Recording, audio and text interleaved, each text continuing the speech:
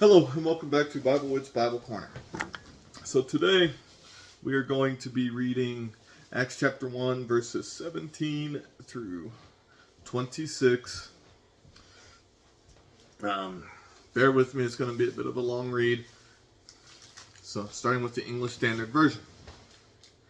For he was numbered among us and was allotted his share in this ministry. Now this man acquired a field with the reward of his wickedness, and falling headlong, he burst open in the middle, and all his bowels gushed out, and it became known to all the inhabitants of Jerusalem, so that the field was called, in their own language, Akeldama, which I probably said that wrong, that is, field of blood. For it is written in the book of Psalms, may his camp become desolate, and let there be no one to dwell in it, and let another take his office. So one of the men who have accompanied us during all this time that the Lord Jesus went in and out among us, beginning from the baptism of John until the day when he was taken up from us, one of these men must become with us a witness to his resurrection.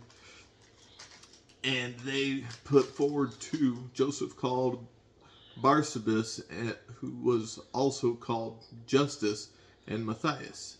And they prayed and said, you, Lord, who know the hearts of all, show which one of these two you have chosen to take the place of the ministry of the apostleship, from which Judas turned aside to go to his own place.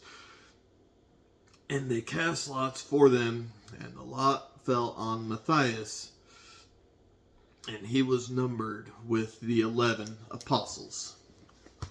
Okay. New Century Version. And he was one of our own group, and served together with us. He led those who arrested Jesus. Judas bought a field with the money he had got from his evil act, but he fell to his death. His body burst open and his intestines poured out. Everyone in Jerusalem learned about this, so they named the place Akeldama. In their language, Akeldama means field of blood. In the book of Psalms, Peter said, this is written, may his place be empty, leave no one to live in it. And it is also written, let another man replace him as a leader. So now a man must become a witness with us of Jesus being raised from the dead. He must be one of the men who were part of our group during the time the Lord Jesus was among us. From the time John baptized people until the day Jesus was taken up from us to heaven. They put the names of two men before the group.